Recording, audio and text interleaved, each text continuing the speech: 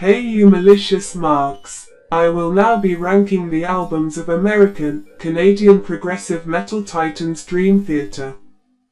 Number 16 is The Astonishing. The band making a rock opera was eventually going to happen. Musically it is brilliant, with great performances from the band, but the album is way too long. Also the lyrics and concept are incredibly by the numbers, very cheesy, laughably bad in its plot, but it's got its own charm and there's something about it that always makes me return to it. Number 15 is the self-titled. This is an example of a band naming their album self-titled because they couldn't think of anything better.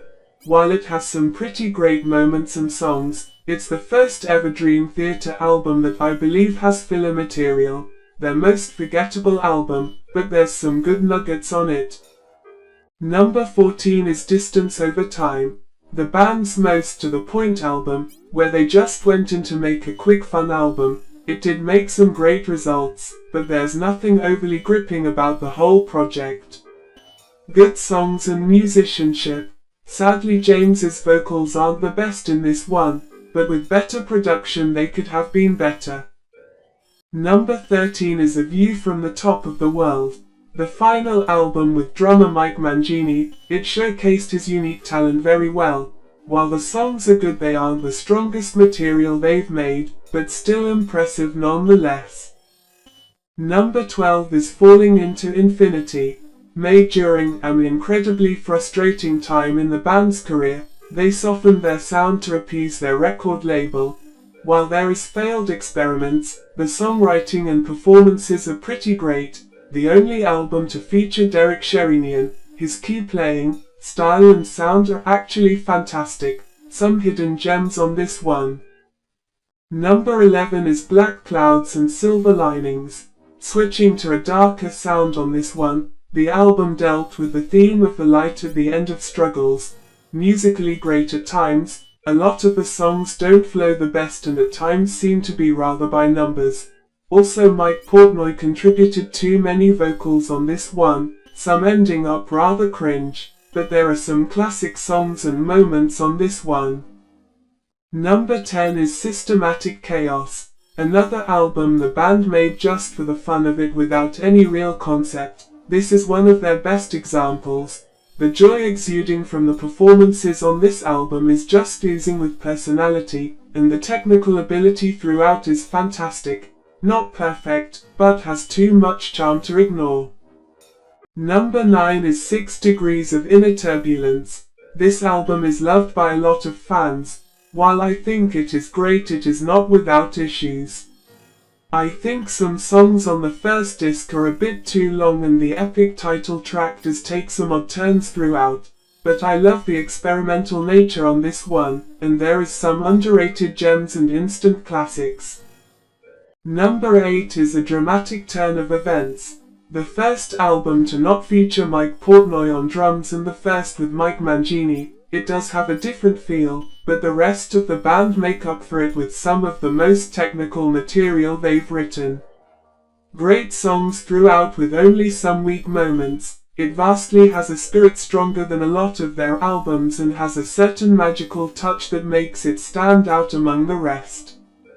Number 7 is Octavarium, a musical concept album based on the notes within an octave, with a lot of brilliant motifs and links throughout. A lot of it is a big step up production-wise, with some fantastic songs throughout.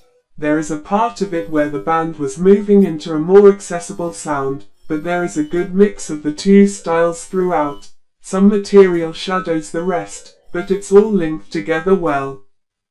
Number 6 is Parasomnia. The return of Mike Portnoy on drums saw the band pick up from where they left off 12 years ago, this time with a themed concept album around sleep disturbances, incredibly strong with material, concept, performance and experimentation. It showed that the creative spark never left these guys and were always able to surprise fans and critics alike. Number 5 is Awake. One of the band's most loved albums, it was a complete sea change compared to their first two, bringing in darker and heavier elements, not just in music but lyrically too. Even James Labrie sounds like a different vocalist compared to the previous album, but there is light within the shadows that's just as well matched. While tonally it is all over the place, it still flows very well with very strong material. Number 4 is When Dream and Day Unite. This album is always looked down upon just because it's the debut. Charlie Dominici isn't the best vocalist they've had, but there is such charm in his performance. The production isn't the best, but it's got even more charm. Musically, this album is fantastic with fantastic songs. John Young's bass playing on this is fantastic, having a more free style with his arrangements, which is something they've never been able to go back to, which is a shame cause it gave their music a very symphonic edge. Personally, I will always stand up for this album and I think it's highly underrated. Number 3 is Train of Thought, the band's heaviest album. Taking some minor influence from nu metal, it created a very dark thick cloud around the album. The album itself is produced incredibly well, with Mike Portnoy's drums sounding as thunderous as ever.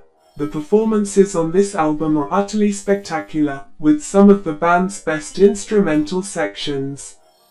James also shows great diverse emotion throughout, really amping the anger from the lyrics.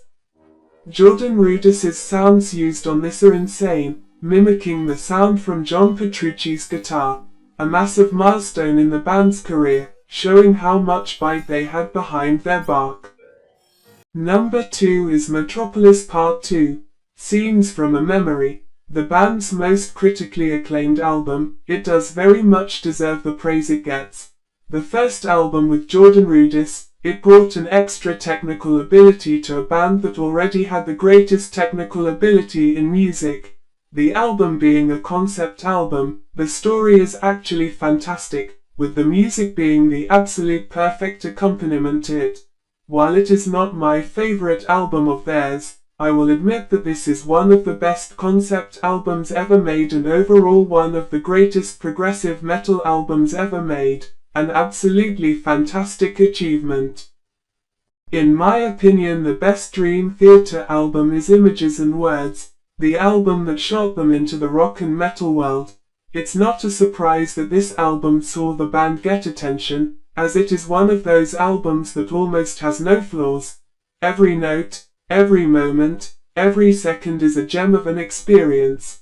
The first album with James Labrie, he shows an absolute masterclass in vocal work, showing off every aspect of his voice. The band are at their zenith with instrumental and technical ability, but songwriting-wise it is all of their best material, as if it's a best of compilation. It's hard to beat perfection, which is why this is one of the greatest albums of all time. Thanks for watching. Big Chungus, big changes, big chingus, big beekeeper chungus. Recommend me another band to do this with, or else I'll hack your Grindr account and send it to your mum.